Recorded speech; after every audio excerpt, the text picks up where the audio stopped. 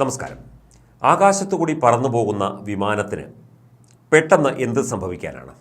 എന്തും സംഭവിക്കാം. പക്ഷേ സംഭവിച്ചത് അല്പം വ്യത്യസ്തമായ കാര്യമാണ്. അത് ഇപ്പോൾ ലോകമാധ്യമങ്ങളിൽ വാർത്തയാവുകയാണ്. അലാസ്ക എയർലൈൻസിൻ്റെ വിമാനത്തിൻ്റെ ഒരു ഭാഗം അടർന്നു പോയതായും വാതിൽ തുറന്നു പോയതായും വാതിലിൻ്റെ ഒരു ഭാഗം അടർന്നു പോയതായുമുള്ള വ്യത്യസ്തമായ റിപ്പോർട്ടുകൾ വിദേശ മാധ്യമങ്ങളിലൊക്കെ തന്നെ വരുന്നുണ്ട്. ഇത് അതിഗുരുതരമായ ഒരു സംഭവമാണ്. ഇത് വിമാനത്തിനുള്ളിൽ ഒരു പ്രത്യേക മർദ്ദം ക്രമീകരിച്ച ശേഷമാണ് വാതിലുകൾ അടയ്ക്കുന്നത്. ഇത് ഉയർന്നു പൊങ്ങുമ്പോൾ മർദ്ദ വ്യതിയാനങ്ങൾ ഉണ്ടാകുന്നു. അങ്ങനെ വന്നാൽ വിമാനം പൊട്ടിത്തെറിക്കാം. അങ്ങനെ ഒരുപാട് അപകടകരമായ സംഭവങ്ങൾ ഉണ്ടാകാം എന്ന് വ്യോമയാന രംഗത്തെ വിദഗ്ധർ ചൂണ്ടിക്കാട്ടുന്നുണ്ട്. ഈ അലാസ്ക എയർലൈൻസിൻ്റെ വിമാനത്തിൻ്റെ ഒരു ഭാഗം അടർന്നു പോയതിൻ്റെ പശ്ചാത്തലത്തിൽ ശക്തമായ നടപടിക്കൊരുങ്ങുകയാണ് അമേരിക്കൻ വ്യോമയാന വിഭാഗം എന്നുള്ള റിപ്പോർട്ടാണ് പുറത്തുവരുന്നത്. 171 ബോയിങ് 737 മാക്സ് വിമാനങ്ങളുടെ സർവീസ് അമേരിക്കൻ വ്യോമയാന ഏജൻസി ഇപ്പോൾ നിർത്തിവപ്പിച്ചിരിക്കുകയാണ്. കൂടുതൽ പരിശോധനകൾക്ക് ശേഷം, കൂടുതൽ മെക്കാനിക്കലായുള്ള കാര്യങ്ങൾ കൂടുതൽ അറിഞ്ഞതിന് ശേഷം മാത്രമേ ഇത് ഇനി സർവീസ് നടത്തുകയുള്ളൂ. പരിശോധനകളുടെ ഭാഗമായുള്ള നടപടി എന്ന് അവസാനിക്കുമെന്നറിയില്ല.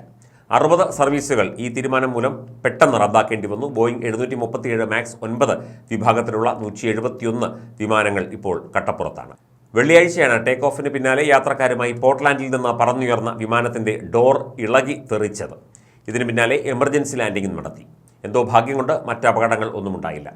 16,000 അടി ഉയരത്തിൽ എത്തിയ ശേഷമാണ് വിമാനം തിരിച്ചിറക്കിയതെന്ന് ഫ്ലൈറ്റ് ട്രാക്കിംഗ് വെബ്സൈറ്റുകൾ പറയുന്നു. 2023 നവംബർ 11 മുതൽ സർവീസ് തുടങ്ങിയ വിമാനമാണ്. ഇതുവരെ 142 യാത്രകൾ നടത്തിയ വിമാനത്തിലാണ് ആകാശമധ്യേ അതീവ ഗുരുതരമായ ഈ സുരക്ഷാ പ്രശ്നമുണ്ടായത്.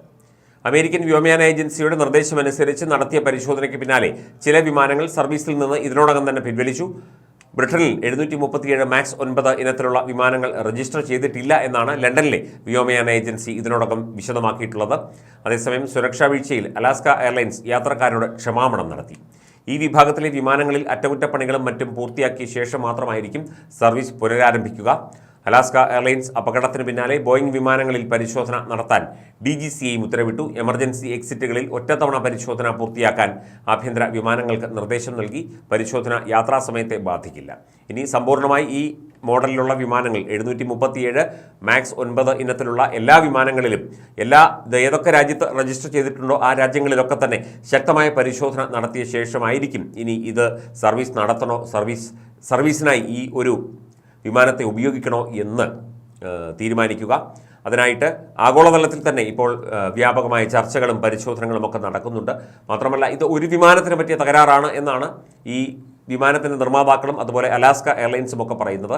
അത് എല്ലാ വിമാനങ്ങൾക്കും അത്തരത്തിൽ ഉള്ള തകരാറുകൾ ഉണ്ടാകണമെന്നില്ല. ഉണ്ടെങ്കിൽ തന്നെ അത് അടിയന്തരമായി പരിഹരിക്കാൻ വേണ്ട നടപടികൾ സ്വീകരിക്കും എന്നുള്ളതാണ് റിപ്പോർട്ടുകൾ. പക്ഷേ ഇത് അതീവ ഗുരുതരമായൊരു സുരക്ഷാ വീഴ്ചയാണ്. കൃത്യമായി ഇത് പരിശോധന നടത്താതിരുന്നത് എന്തുകൊണ്ടാണ്? വാതിൽ അടച്ച സമയത്ത് അതിനെക്കുറിച്ച് കൂടുതൽ ശ്രദ്ധിക്കാത്തത് എന്താണ് തുടങ്ങിയ ചോദ്യങ്ങളൊക്കെ ഉയരുന്നുണ്ട്.